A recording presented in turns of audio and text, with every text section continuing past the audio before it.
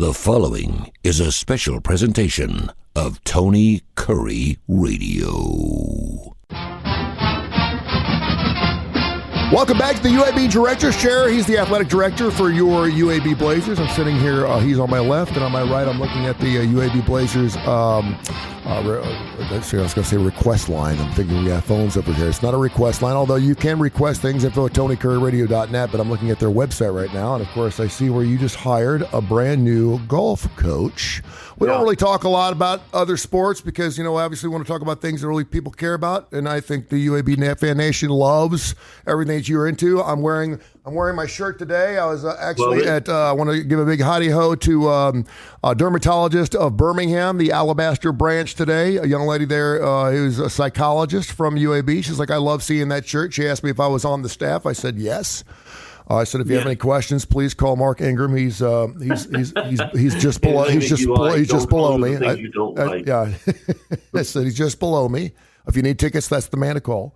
No, but every time I wear a UAB shirt, causes quite a stir. But we don't get a chance to talk about peripheral sports, and I'll call it a peripheral sport like golfing. Olympic sports. My good friend Aldo Greco has been the coach at Sanford, so I've gotten a chance to see how that works for almost 10, 11 years. He'll actually be on our television show coming up on ABC 3340. But So tell me just kind of briefly, give me some juicy stuff about how you go about, first of all, hiring a head coach at a D1 level. What goes into that, and why did you hire Mike in this particular case? Yeah, so, you know, when we are trying to hire a coach, and we've hired 27 head coaches at UAB in my time, 27. Wow. How long have you been different there? Head coaches. What's that? How long have you been there? 10 years. This is year 11. Is that about right? 27, 2.7 coaches a year? Well, I would say that's a high number, but for the group of 6, it's probably on par or close. You know, out of that group, not to name any names, there's only 3 that we haven't retained, you know, by our choice. Mm-hmm. And the others are either still here or they have accepted higher paying jobs at other institutions because they were successful. So sure. We've done well there. So, you know, we start with what are the criteria? What are the things we want in a head coach? And obviously a track record of success is critical, right? Mm-hmm. But really number one is we start with integrity.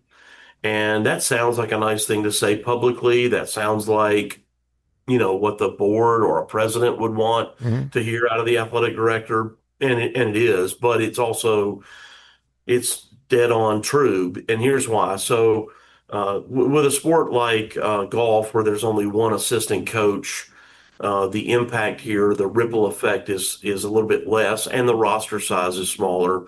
But especially when you're looking at larger rosters, soccer, baseball, of course, football, you have larger staff. So here's the deal.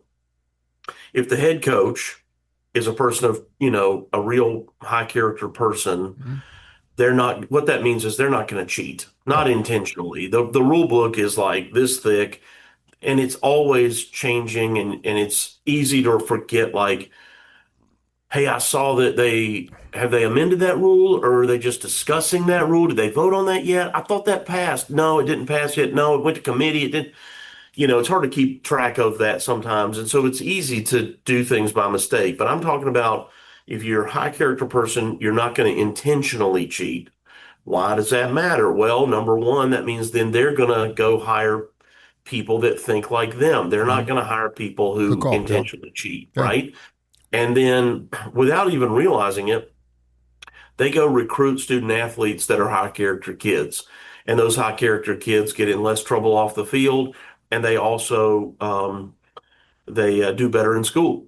Okay, so you eliminate a lot of problems, compliance problems, off the field problems, academic problems, if you start with one quality, integrity, in one person, and that's the head coach. How about that? And so we start there, and we try to find people. And that's the hardest quality to find, frankly, Tony. I mean, I can look at your website wherever you work, and I can see your bio, and I can see where you've been before, and did you win here and did you win there, and that's the easy part. but then finding a person who seems to have the right fit and also, and fit is such a broad word. I want somebody that wants to be here. If I have, and that we have done this, we've called people before and we've said, "Hey, would you be interested in this position?" And uh, you know, maybe like if there's any hesitation, um, then they're not a candidate. Yeah. What you want is somebody who's enthusiastic about the role. And Mike McGarry, who you asked me about, our new women's golf coach, is very enthusiastic about it. He really feels like he won the lottery, Okay. and in fact said that. Yeah. That was his approach to it. During the interview process, he was down here on his own. He's coming to us from the state of West Virginia. He was down here on his own, looking around Birmingham, driving out to the golf courses, Nice. assessing his opinion of the opportunity. We do that during the interview anyway, but he was doing that before, and then again after he That's came good. back. He was looking around at neighborhoods and school systems, and getting the lay of the land so he could really make for himself an informed decision and feel more confident in his interest. And it just grew and grew and grew. And yeah, we're thrilled for That's that, Mike. He's that got a strong track record of success, Yep. and we think is going to be a stabilizing force. We've had a hard time um, because we've hired a lot of successful people. He will be my one, two, three, four. He's my fifth women's golf coach in now my 11th year. Wow. And so we've had softball's been similar, just people moving on to other opportunities, which and good for them. Mhm. But It's interesting too. I think that when you talk about hiring coaches, we talk about players coaches, we talk about coaches. When you're playing a game like golf, that seems like it's such a head game. That probably is a little bit of a different. I mean, if you got six golfers and say you've played for the NCAA championship or whatever, you're primarily, you got golfers that are always hitting the ball square and they're having a good time, blah, yeah, blah, blah, blah, blah. Because it's such a fickle game. I've gotten an opportunity to play in just a ton of tournaments, and I've played with a lot of college kids. I played with this one tournament, Striker Strong thing. I played with Jacksonville State kids all the time, and these kids are unbelievable. I mean, you tell them to go out and hit 300 yards, they're going to hit 300 yards, and these guys are as skinny as toothpicks. It's just amazing with the torque and yeah, they're great kids. When you're talking about playing a golf at a college level, that is beyond playing golf with your old man on weekends and playing in high school, and you're perhaps thinking the next level, I would think. I think when you go play football at UAB, you want to play for the National Football League. If you're playing baseball for the UAB Blazers, sure, you want to play MLB. You always have that dream. Unfortunately, less than 1% of those actually make it. I don't know the exact numbers. When it comes to golf, because you're spending a lot of time on golf courses. I mean, it's not yeah, like you're not playing a 3-hour game and it's over. I mean, you're playing right, 3 or 4 rounds a day. What are the opportunities for golfers? I think it's amazing. Do you remember a guy named what was his name? Gary the Hitman Hitter, I think his name was. He was a trick shot guy. And he yeah, used to come out to the Regions Charity Classic all the time, and he had a 3-wood that was made out of rope.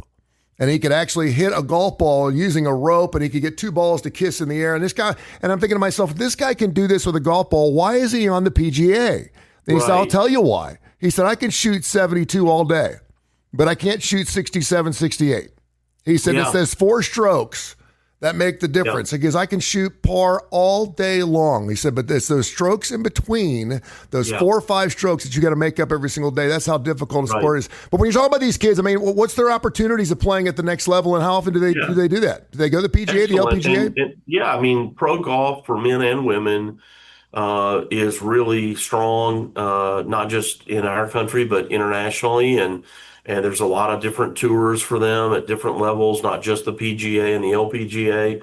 The opportunities are really, really good for professional golfers.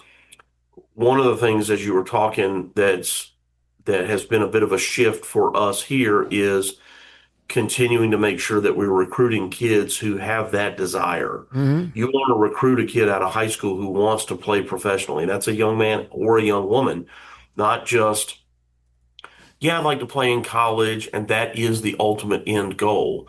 And the reason for that is they've worked really, really hard in high school to try to get to that end goal. But if that end goal is college, what are they going to do in college to be successful in college? Are they going to work as hard, or are they just going to sort of coast through the opportunity? Yeah, And and so you want kids that want to play professionally because they'll be driven to practice on their own and train on their own. And just like basketball, you're not going to be a great shooter if you only take shots during basketball practice. You've got to true. come back to the gym on your own and work on your free throws and your jump shot, whatever. You've got to shoot the ball over and over and over again to be great at shooting the ball. And and everybody, I think, knows that about golf. Even people that don't play golf would say that. But there's not enough practice time with what we're given to be successful at golf if you're not willing to do it on your own, and if you're not trying to play at the next level, it's just you have less incentive to really get out there and do that. And so recruiting kids that have that mindset has been a big part of the kind of the philosophy shift here. I think the men's team is already doing that. When you got guys like Graham McDowell, we were already doing that. But on the ladies' side, we didn't quite have that edge when I first got here. Great kids, great lady that coached the team, but just had to have a different mentality in terms of what we wanted the program to be. And then we've been doing that, but like I said, we've had inconsistent leadership. But you were telling that story about the trick shot guy. So in college, I worked it was a Nike, what it was called at the time, the Nike Tour, which became like the Buy.com Tour. Then it became the Nationwide Tour, and I don't even know what it's called now. But it was called it's guys that are not in the PGA, but they're like one step below it. Hmm. And so I was in graduate school, and it was like an intern kind of thing. The whole class went out and volunteered at this golf thing, this tournament for a week. And one day I was assigned to the driving range, and which was just, make sure there's water out there, that they can clean their clubs and stack the balls a certain way so that they can, the pros get up there and and they're pros now. They're all getting paid. And I had a conversation with a guy who had been doing it for a while. He had been on this kind of, I don't want to call it junior tour, whatever you want to call this secondary tour for like, he had been doing it like 8 or 10 years. And he talked a lot about the pressure that people don't appreciate, which is if you don't make the cut, you don't get paid. Yeah. And they're all funding their own. It's not like there's some entity behind them that's financially backing them.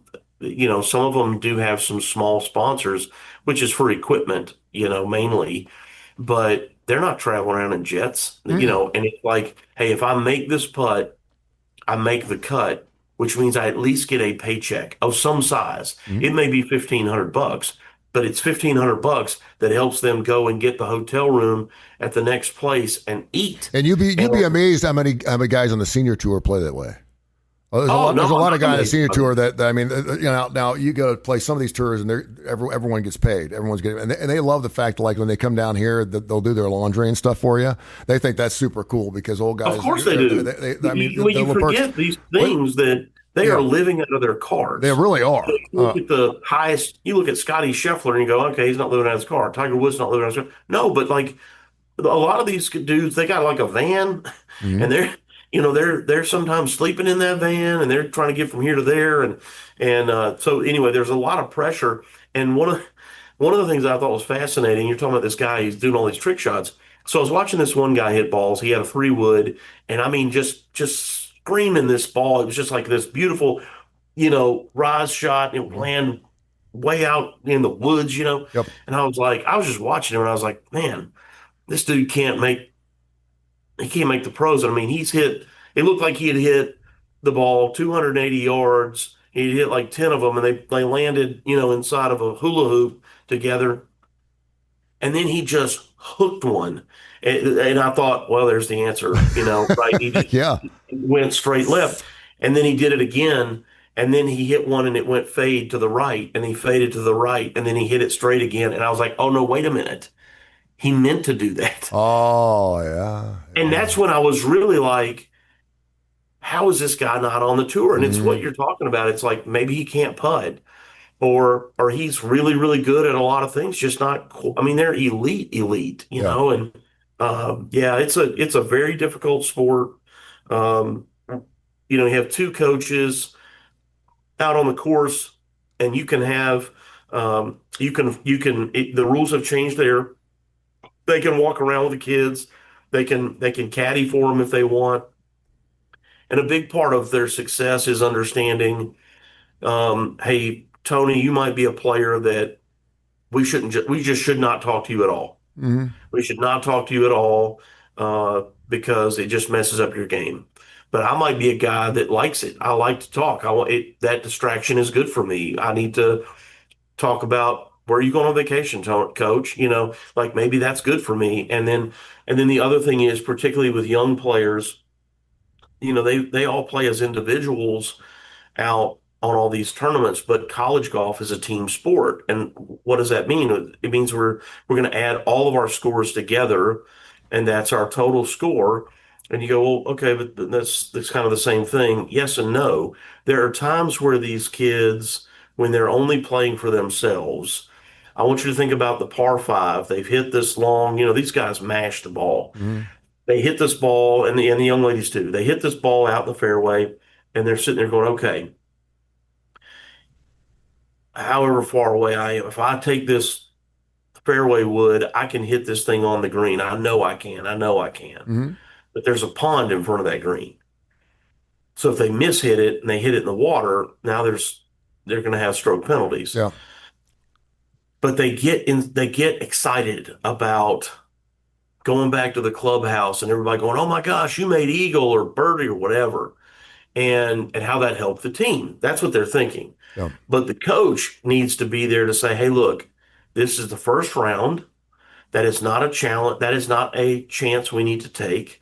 I want you to lay up, and then I want you to hit one tight and make birdie or par at worst. Mhm. Don't take that risk. But if they're alone, they may Yeah. take that risk. So Sure. the coaches out there, it's what they refer to as just course management. It's, hey man, do not try to hit it over that tree. Yeah. I know you could hit that over the tree, but the odds are you won't. And if you don't, you're worse. And that's all that's all weekend hackers do. I mean, we're all going For for it. I mean, sure. and I think that's what makes it fun. The par three contest at Augusta, I think, is the pin seekers. I love the pin Mhm. seekers because they're asking, think outside yourself and go for it. And it's amazing some of the shots they make, and it's also amazing how many times they dupe the ball into the water. But it's fascinating Tony, talk. Yeah, go ahead. I went to that one year, that par three event at the Mm-hmm. Masters. And you remember Phil Mickelson plays left-handed, Mm-hmm. and he got paired with Ben Crenshaw. Okay. And they started playing, and they got three or four holes through it, and then they switched clubs. Crenshaw played left and he played right. Oh wow. I mean, this is how good these guys are. Yeah. And then they played, and they didn't Wow. just, like, if listen, I've thrown footballs a lot, but I can't really throw it well enough. I just can't. I hear you. And if I tried to swing a golf, I don't know if I could even make contact with the ball. Yeah. And they hit it like that's what they were supposed to do. Yep. UAB Director's Chair. He's the athletic director for UAB Blazers. We are going to talk about FanFest here in just a second. I can't believe tomorrow's August 1st. Today's the last day of July as we record the show here on July 31st. By the way, you can hear the show at least 5 days a week right here on the TKR. Thanks to 100,000 folks and all the five-star reviews we've gotten on Tony Kurre Radio. We're now into our fifth year, and we're blowing and going, doing pretty good stuff. Our podcast, of course, traditionally in the top 10% of all podcasts countrywide, and we're very, very proud of that. And a lot of that has to do, of course, obviously with the shows we do. They're very, very interesting and very, very good, like this one is right here with UAB Director's Chair. FanFest is coming up here on August 9th, correct? Yep. Tell people what they can expect for that. I cannot believe it's only 10 days away. Yeah, it's a lot of fun from 10 to 12 over our football facility. It's under our shaded, pavilion practice field. Supposed to cool off next week, by the way. It is supposed to cool off, Yep. but I mean, just so you know, you're thinking, oh, it's outside and it's going to be, that time of day. You're going to be in the shade. Our players will be there to take pictures and sign autographs. Our coaches will be there to take pictures and sign autographs. So it's football, it is men's soccer and volleyball. Women's soccer is either traveling or has a game that night. So they won't be there, but we'll have food trucks there. We'll have like Kona ice there and inflatables for kids. It's just fun. Yep. It's fun to get out there and meet the guys. And for our fans, it has been a really fun event. They get to interface with Coach Dilfer and the whole new defensive staff will be there and come out and meet those guys. They're really good. They're good coaches. They're good people. And for our fans, the people that, really are pulling for success, I think they'll have a good time. And they have, we've done it the last couple of years with Coach Dilfer. He enjoys doing it. I think he really believes in allowing the players to engage with the crowd as best they can. So this is that opportunity. Yeah, I saw something on television. You guys were we putting up stickers or something at restaurants or going around in different restaurants. You went to a cupcake restaurant, something like that. That was pretty cool. I saw Keaton, part of that group. That was cool. Yeah, we've done that for several years now. We call it the Decal Drive. Mm-hmm. We just go to local restaurants and stores and we get these really big, just think of like a gigantic bumper sticker that promotes UAB and just say, hey man, you're downtown or you're wherever. Could we put this up? Would you consider letting us put this in your Will I window? see one of those on the side of your car? Not on the car, but but our local business community is very supportive and it doesn't cost them anything. No. We do it for them and we appreciate the more green we can put around town, the better. Now, and something tells me, I don't know, maybe it's because since 2017 when the UAB came back, we kind of expected a championship every single year. I'm an optimistic guy. I am quietly optimistic about this upcoming season. Obviously, Trent Dilfer, I'm rooting for him harder than I think I've rooted for any coach in my life, just because I know his heart, I know where he's coming from, and I think he's putting the work in to be successful. This guy takes this thing seriously, and I know he loses sleep over it.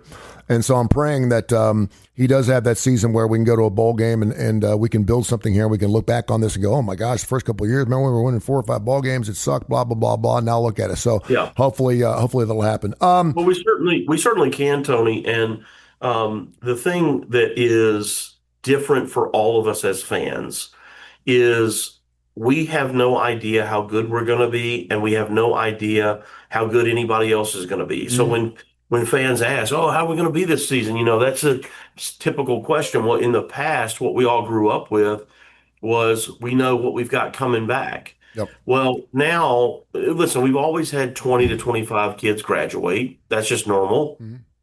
But now we have 20 to 25 also transfer. So you've got somewhere in the 40 to 50 players, which is a lot, that are brand new to your program. And that's what's made it so challenging. So of the 20 to 25 that transfer, you've got kind of a bottom half that didn't play, and they leave because they want to find a place where they think they can play. Yeah.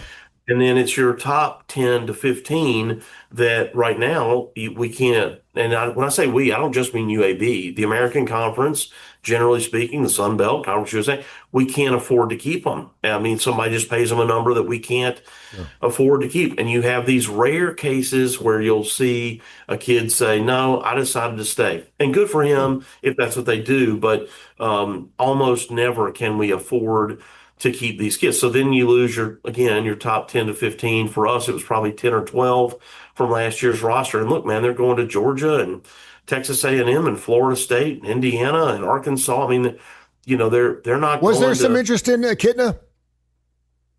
Yeah. Just from the name standpoint, I mean, I was a John Kitna fan. He only played half a year. Yeah. He only played half a year. But look, finding a good quarterback is hard to find. Yeah, and that's the first thing you start with. I mean, if you know your quarterback's name, that's a good start. For him, he's got one season and he played half a season last year. So he needs a full season. Now he's had the off season. He's had the summer preparing like the starter. I anticipate him being much more prepared, for the season than he was last year, coming in kind of presuming that he would be Jacob Zeno's backup, which is what he was until Jacob got hurt. So, Yeah. and then you get thrown into it, and you got to go play ball. Um, so yeah, Jalen had opportunities to move on, but he does have a relationship with Coach Dilfer, and I think the understanding that he was going to be our starter had a lot to do with him staying. Sure. Again, if he transfers and goes somewhere else, he has NFL physical talent. Mm-hmm. If he transfers to Pittsburgh, I don't wherever, and then doesn't start, Yeah. he's put himself in a position to he's hurt his ability to move forward. Mm-hmm. But you got to have snaps. You got to have snaps played. The NFL will sometimes look at potential, but not often. Oh, yeah. It's not to see how you play. I mean, you look at the Arch Manning situation. I mean, the guy's in Vegas spot on to win a Heisman Trophy. The guy hasn't even taken a snap yet. I mean, he's got that name, right? He's got that Manning name. Right. So It's just his name. It goes I don't question is he good, but and he's got the lineage too. Hey, so on this date, 1978, Zach Brown was born. Which makes him 47 years old. I'm good friends with his drummer, Chris Fryer. I am a name dropper. I will drop names any chance I get. I saw Chris at the Def Leppard concert several weeks ago. We had a great time, and I didn't know he was going to be sitting next to me, and we went out and had lunch. He was on our ABC 33 starting lineup show a couple weeks ago, and he was talking about doing the show out at the Sphere out in Las Vegas. And then a couple of days later, Zach Brown is doing the national thing. We kind of duped him because we were talking about this thing well before anyone even knew this was going to happen. And so Zach Brown had 2 shows or 4 shows, now it's 6 shows. I think they're like 12 shows out there in Las Vegas. They keep selling the shows out. And he has worked for almost a year looking at this venue just for the band, trying to figure out there's 160,000 speakers. I mean, it's unbelievable. It's unlike anything you've ever seen. It's IMAX times 50. And so he's like, specifically, I'm trying to create a show just because of this venue. Tell me the best place you've ever seen a concert. And I'm not talking about, it could have been a lousy show. It could have been someone you didn't care about. But I mean, acoustically speaking, or a place where you're like, wow, have you been to Red Rocks? Have you been to a show? Or maybe a Madison Square Garden a show? Because I know you've seen a bunch of shows, a show where you're like, I cannot believe I'm seeing this band in this venue. Yeah, I have not been to Red Rocks, and I really do want to go to the Sphere. Everybody that I've talked to that's been out there just raves about it. Unbelievable, yeah. Okay, so the acoustics were horrible, but the band is great. It's one of my favorites. They're called the Screaming Cheetah Wheelies, and they played in Tennessee at a place called the Caverns. Mm-hmm. And the Caverns are in kind of the Tullahoma area. So if you drove from Nashville to Chattanooga, call it halfway. And Tony, it's a cave. I mean, you go in, you park in this gravel parking lot, and then you start to walk down this normal slope gravel road, and you just keep kind of winding around. And next thing you know, there's this opening. It's this natural hole in the ground. Wow. And you think that it was engineered like this, and it just naturally slopes right down into this huge cave. And a buddy of mine had told me about it. Me and 3 of my college friends went a few years ago. And what is also really interesting, it was in the dead of the summer, like it's crazy hot, right? Like right now. It's 54 degrees. But it's always like 65 degrees in this place. And so when you got down in there, it was almost cold, you know? And so the acoustics are horrible because it's all just solid rock, you know? But it was a fun time, and it's a really cool place. I saw I think any amphitheater show, any outdoor show is fun if the conditions are right with the weather. You know, right now we got this new amphitheater, Coca-Cola Amphitheater here in Birmingham, and I want to go really bad, but it's just been so hot. I don't think I would have fun if I was also uncomfortable. No doubt. We were at Alabama Adventures yesterday. I couldn't afford to take the kids to the beach this year, so that was our beach trip. Alabama Adventures. And it was actually, my son actually got too hot to be in the water.